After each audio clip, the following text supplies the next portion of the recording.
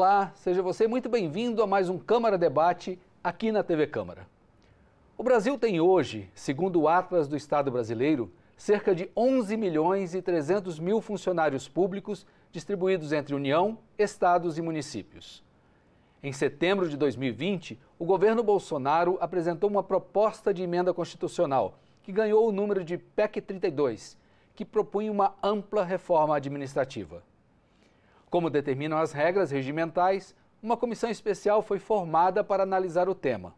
Havia pressa na análise do assunto. Após um trabalho intenso que gerou 7 versões distintas de relatórios, um ano depois da sua apresentação, ela foi aprovada pela comissão especial com um parecer alternativo e com vários ajustes ao texto inicialmente proposto.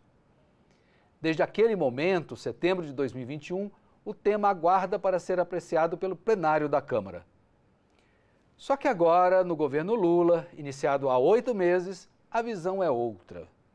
É de que as regras do funcionalismo demandam ajuste, sim, mas sem a necessidade de mudar a Constituição. Recentemente, o presidente da Câmara, deputado Arthur Lira, defendeu a conclusão em breve da análise da PEC 32, aquela inicial que está regimentalmente pronta, e disse que essa proposta é um divisor de águas para a economia, uma vez que, segundo ele, há um alto custo nos gastos com a máquina pública. E agora? Há quem afirme que o Estado brasileiro está inchado.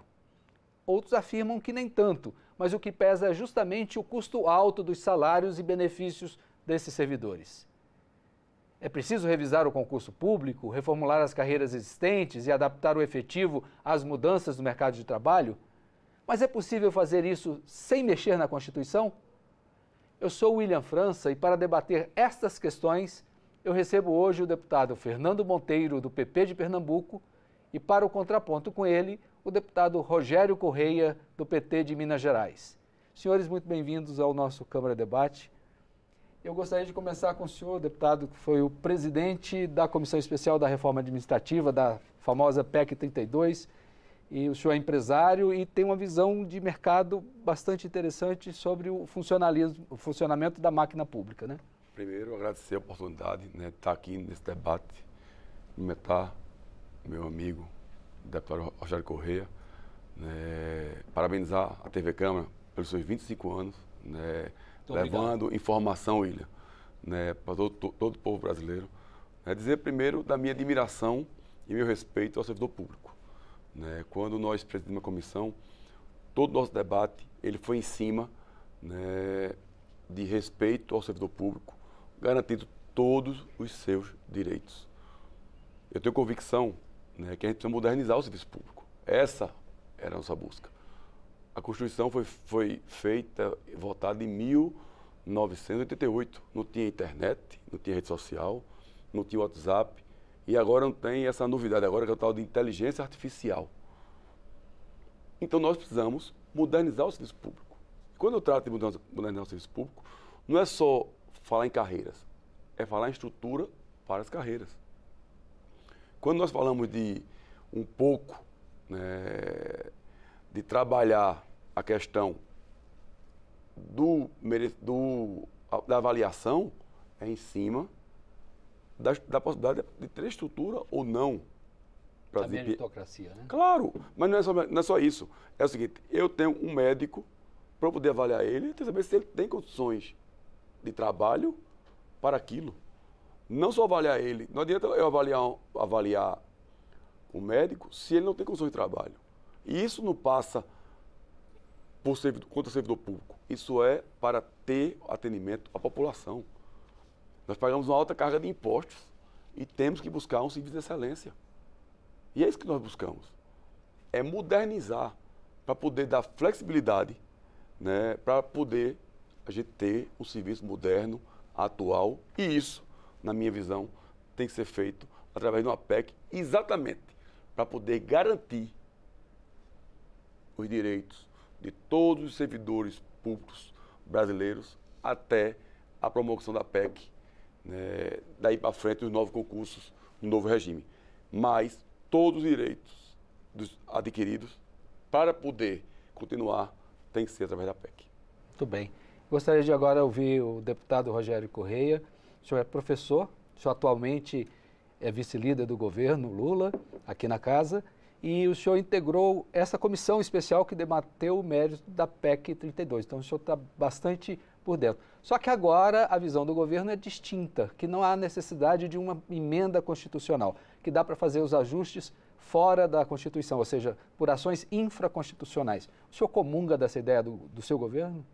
Comungo. Primeiro queria cumprimentar o Fernando, nosso deputado, que presidiu as reuniões da PEC, e ele sabe que as polêmicas eram grandes. Embora com ele na presidência sempre tratamos com muito respeito e foram discussões às vezes acaloradas, polêmicas, mas feitas com muito respeito, repito. Então, eu queria ir direto em algumas polêmicas que são colocadas. Eu concordo com o deputado no que diz respeito à modernização no serviço público.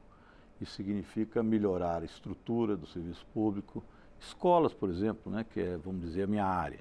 Nós precisamos de uma estrutura muito ampliada e melhorada. Então, isso tem que ser realmente feito, mas dentro de escola pública. Eu acho que aí é que começa um pouco das diferenças. E tem hoje trabalho online em diversos setores do serviço público também. Nós precisamos de valorizar, ver como é que isso entra na carreira. É preciso ver também a avaliação de desempenho. É um mecanismo que às vezes não está regulamentado, mas que já tem na Constituição a deliberação acerca disso. A maioria dos municípios e estados já tem algum tipo de avaliação de desempenho, mas ela é sempre feita para melhorar a carreira. Então, há concordância nessas questões de que nós precisamos modernizar o serviço público e ampliar os direitos, melhorar até os salários. Não há concordância de que o servidor público ganhe muito. São muito poucos os que ganham muito. A maioria ganha muito pouco.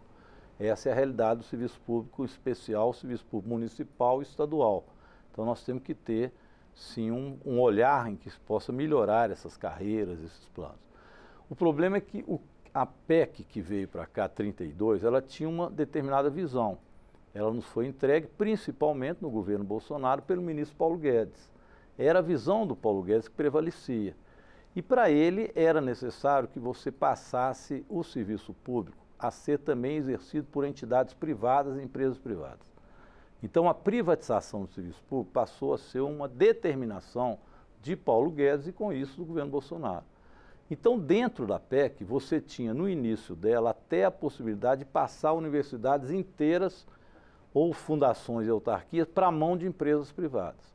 Embora as universidades fossem retiradas desse processo no andamento da Comissão de Constituição e Justiça, ao final, esse processo de terceirização e de privatização ficou muito forte. Então, a intenção que se tinha era você retirar o Estado da prestação de serviço e abrir a oportunidade para que o setor privado e o mercado exercesse esses serviços que hoje são meramente públicos. Isso tanto na educação, saúde e até mesmo em segurança pública havia essa possibilidade dentro dessa PEC. Para isso, você teria que quebrar a estabilidade, por isso mexer na Constituição. No nosso entendimento agora, para fazer essa modernização, não é necessário fazer uma reforma administrativa, e sim alterações em leis que já existem que possam fazer essa melhoria. Nós estamos querendo discutir, inclusive, com o presidente Fernando, com o presidente Arthur Lira, que é possível fazer essas modificações sem mexer na Constituição, mantendo o arcabouço do serviço público, que para nós é essencial. O Brasil não tem muitos servidores públicos, comparado com a maioria dos países. O número é menor. Eu quero trazer números aqui até para a gente conversar sobre isso. Enfim, apenas para isso. Nós estamos dispostos a fazer essa discussão. Agora, se depender do governo do presidente Lula, a gente retira a PEC 32 e discute entre nós o que é essencial para isso. Só mais uma questão. O que é prioridade para a gente? A reforma tributária, por isso ela está sendo discutida primeiro. Eu acho que isso houve um entendimento de toda a casa aqui na Câmara e no Senado. Discutir primeiro a reforma tributária é você saber o que você tem de recurso e como você oferece melhor serviço público. Eu acho que é a ordem lógica. E não fazer como eles queriam. Enxugar tudo, economizar no serviço público, para depois fazer uma reforma tributária que economizasse recursos para os mais ricos que não pagam impostos. Então, eu acho que agora nós estamos fazendo o contrário, acho que está na linha certa. Eu quero ouvir o senhor sobre essas considerações, mas eu queria ilustrar, o senhor falou de números, a gente tem alguns números aqui. O percentual de servidores públicos em relação ao total do universo de trabalhadores. Alguns números aqui, o Reino Unido 22%, a Argentina 19%, Estados Unidos 13%, Chile 13%, o Brasil 12,5%, segundo o Atlas do Estado brasileiro. O que é isso? Do universo de pessoas que são trabalhadores formais no país, 12,5% estão, de alguma forma, no serviço público. A próxima tela, por favor. E o que isso representa? Embora a gente não esteja tanto, mas a gente gasta bastante em relação aos outros, em relação ao nosso PIB, nosso Produto Interno Bruto. O Brasil lidera, nesse comparativo que a gente fez, um pouco mais restrito, com 11% do PIB comprometido com gasto de pessoal. O Reino Unido, 9%, Estados Unidos, 8,5%, Alemanha, quase 8% e o Chile, 6,8%.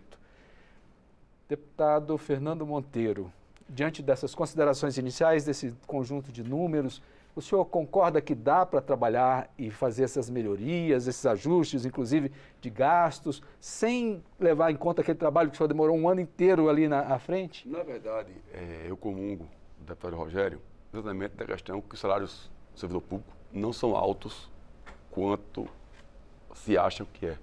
É a grande minoria, se há. O nosso trabalho é exatamente na modernização. Eu estou buscando que o cidadão brasileiro que paga alta carga de impostos tenha um serviço público de excelência.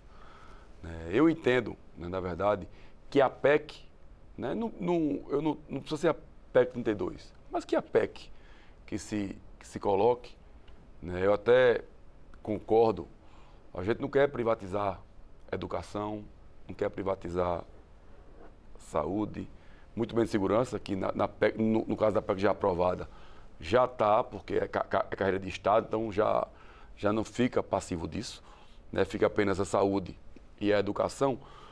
Que hoje já existem modelos privados e públicos comungando na saúde e na educação. Na verdade, hoje tem as OS, organizações sociais, que a gente precisa, se não quer terceirizar, então, por que as OS? Então, é um debate a ser feito. Eu concordo com esse debate. Nós debatemos muito. Isso é uma questão. A segunda questão, quando nós votamos lá, tínhamos 3 pontos que ficaram interrogações na questão... Que não ficaram bem conclusos, não é isso? Não, ficaram, vamos dizer, foram mais polêmicos. Sim. Uma foi a questão dessa terceirização.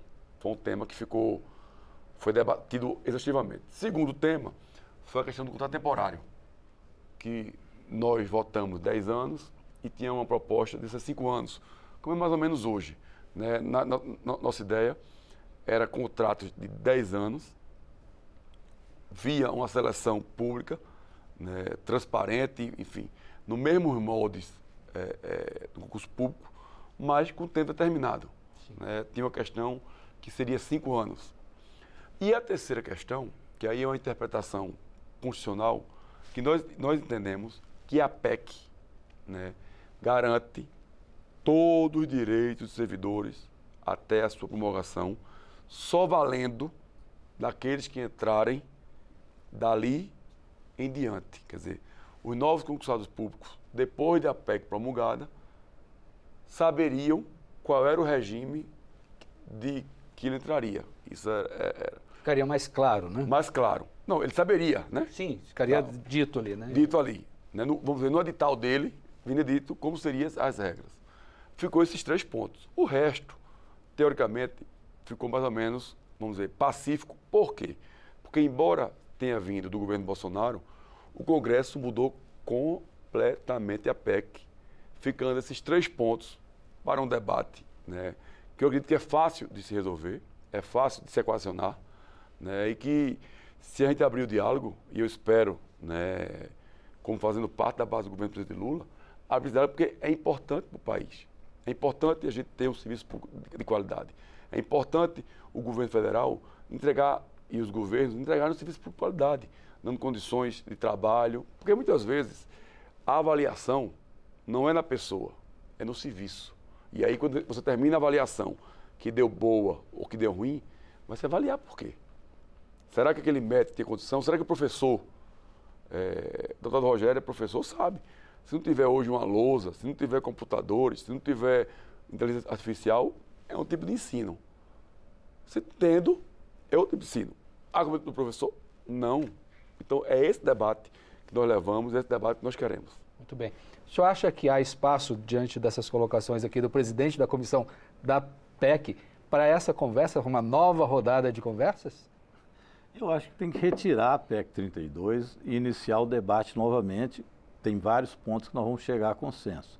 Mas acho que a retirada dela é importante por mais um aspecto. Essa PEC ela foi imposta. Não existiu com o servidor público nenhuma construção para que Paulo Guedes enviasse para cá. Ele não escutou um sindicato, uma entidade sindical, uma entidade de serviço público, absolutamente ninguém. Quando ele veio para cá, foi muito questionado isso. Como é que o senhor manda isso para cá sem conversar com o servidor público, que, no final das contas, é quem conhece esse procedimento? Então, eu acho que nós teríamos que fazer o contrário. Uma mesa de diálogo, aproveitar o que nós temos aqui. Nós temos muitos projetos nessa área aqui, que não estão dentro da proposta de emenda constitucional, mas são projetos de lei, que versam sobre avaliação de desempenho, estrutura de escolas, construção de escola de tempo integral para ficar na área de educação, melhorias no projeto de SUS, então você tem vários.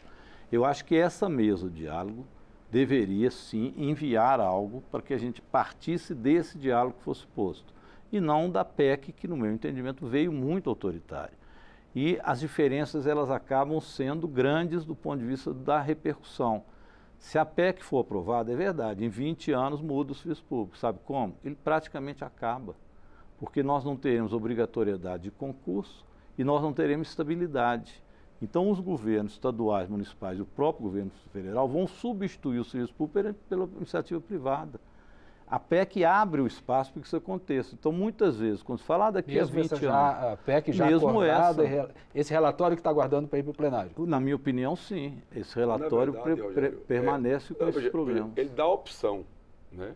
Ele dá opção, as secretarias de estados são preservadas, todas elas, né? Ela continua no mesmo regime atual, né?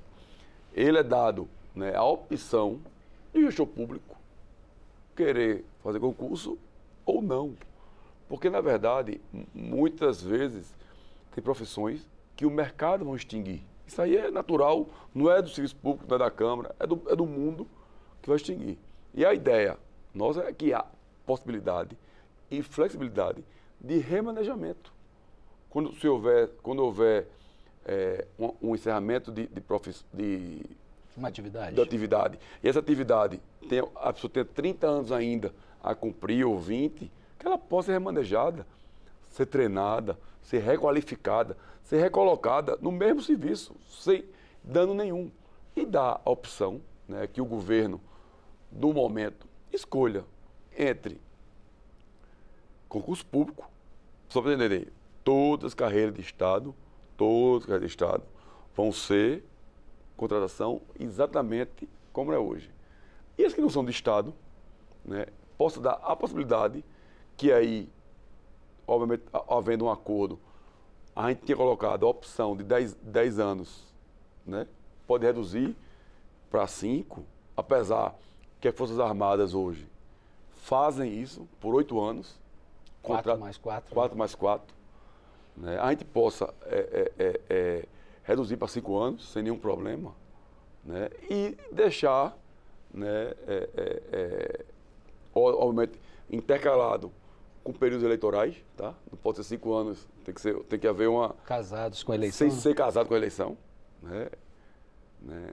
E a possibilidade de a gente ter mais civis de qualidade. Eu estou buscando, volto a dizer aqui, eu tenho a maior admiração pelo servidor público, tenho certeza que muitos trabalham de forma heróica pelas condições de trabalho.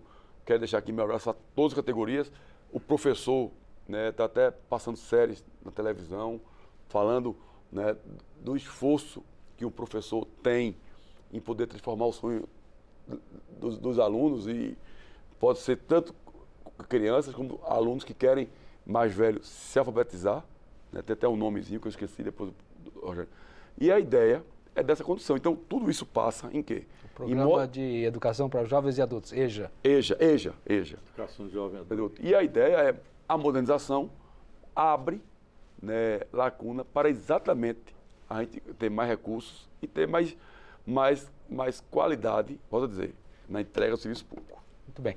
Deputado, o senhor já defendeu que não há necessidade de uma PEC, mas o presidente da Câmara recentemente afirmou que vai colocar essa PEC para votar. Como resolver esse impasse com a presidência nesse momento? Eu falo aqui aos servidores públicos, mobilizem-se. Não dá para aprovar a PEC, o servidor público sabe disso. Aliás, não foi aprovado, mesmo o governo Bolsonaro querendo, o Arthur Lira querendo, a PEC sendo aprovada na comissão especial, com a força muito grande do governo, e não teve voto suficiente para votar no plenário, porque é também uma emenda constitucional. Então, agora o governo não quer quebra de estabilidade de jeito nenhum, privatização do sistema educacional de jeito nenhum, porque Fernando diz, olha, eles fazem opção. Olha, a maioria vai fazer opção por entregar. Se lá em Minas Gerais o governo Zema vai entregar tudo para a iniciativa privada. Como é que fica o aluno que hoje precisa da escola pública? Ele vai ficar sem escola pública. Ele fala, eu vou dar um voucher por aluno. Qual o valor desse voucher? Isso vai alcançar todos? Aquela antiga bolsa de estudo, nós vamos voltar para trás. Então, a educação, por exemplo, você precisa ter professores de carreira. Isso aqui é o avanço nas universidades, o avanço na escola desde a educação infantil até a universidade. Precisa ter uma carreira de educação, com recursos permanentes na Constituição. Porque o que acontece depois disso é que você privatizou, não precisa mais dos recursos permanentes na educação. Então, eles vão minguar. O presidente Arthur Lira já falou isso muitas vezes, que ele é favorável a desconstitucionalizar as verbas públicas no orçamento. E cada ano você faz um orçamento diferente. Então você retira a obrigatoriedade do percentual mínimo da Constituição da educação e da saúde. Você vai liquidar com a saúde e a educação pública. E isso é que está em discussão. Então não é algo democrático, onde uns farão isso, outros farão outro. Não. Você não terá mais o modelo de escola pública. É um pouco o que o Paulo Guedes, lá no Chile, lá atrás, propôs a fazer. Que era Paulo Guedes do Chile, né? Paulo Guedes do Chile. Ah. Na época, ele era lá eu tinha até um nome esquisito da turma dele, eram mais jovens, mais meninos, então eles fizeram uma experiência do ultra-neoliberalismo no Chile. O Chile, hoje, as pessoas não têm a educação pública e, portanto, não se formam em escola pública. Alguns têm voucher, alguma coisa do tipo, mas a educação pública para todos não tem. Eles não têm um sistema de saúde para todos. Olha que o sistema de saúde é um exemplo aqui. Todo mundo tem saúde pública no Brasil. Se você destruir isso, se as pessoas não tiverem o SUS mais, porque foi privatizado com plano de saúde, a imensa maioria do povo brasileiro vai sofrer com isso. Mesmo na questão de segurança pública, embora se coloque como carreira típica, pode haver contratação temporária pelo que ficou no projeto de lei. Então, mesmo neste aspecto, você pode substituir a carreira do servidor público por contratos temporários. Então, você vai desmanchar o serviço público. Ele será substituído por serviço privado, vai ser outra coisa no futuro. O servidor tem que se mobilizar. Eu acredito que o Arthur Lira possa estar com boa vontade, etc., mas acho difícil que ele tenha estes votos sem o governo. Acho melhor, portanto, que a gente discuta algo que possa ter as preocupações que o Fernando colocou aqui, que o Arthur Lira também tem, nós temos, de modernização, mas com a garantia da estrutura pública do serviço. Por isso, como a garantia da Constituição hoje é a garantia da existência do serviço público. Por isso nós não queremos mexer na Constituição. Hoje já tem muito problema com essas OS. Na área de saúde é um problemão. Agora, a emenda permite que sejam empresas privadas que vão substituir. Isso. Lamento, mas nosso tempo está estourando. Parecia que era eternidade, 25 minutos. Exatamente, passou rápido, porque o debate está bom, está fluindo. Eu gostaria de agradecer a sua participação, deputado Fernando. Obrigado, estamos à disposição para mais debates feito esse. Quero agradecer a imensa amizade que eu tenho aí pelo deputado Rogério Corrêa. Muito bem. Deputado Rogério, muito obrigado. Eu que agradeço, acho que um bom debate, né, Fernando? Nós vamos aprofundar esse debate. Eu acho que o que nós queremos é todo mundo melhorar o sistema público brasileiro. A forma de fazer, às vezes, tem diferença, mas é bom debater com o Fernando, que a gente sabe que tem posições firmes, mas também propenso ao diálogo. Vou te contar, na CPMI do golpe, discutir com aqueles bolsonaristas é difícil. Tá bem, esse é um outro assunto. Outro assunto. Tá bom, muito obrigado. Eu conversei aqui com os deputados Fernando Monteiro, do PP de Pernambuco, e Rogério Corrêa, do PT de Minas Gerais, sobre as propostas que tratam da reforma administrativa. Eu me despeço aqui agradecendo também a sua audiência. Quer saber sobre essas e todas as outras discussões aqui do Parlamento? Acesse o nosso portal na internet, câmara.leg.br. Para rever esta entrevista, busque o canal da Câmara no YouTube. Eu espero você em uma próxima edição do Câmara Debate. Novamente, muito obrigado por sua atenção.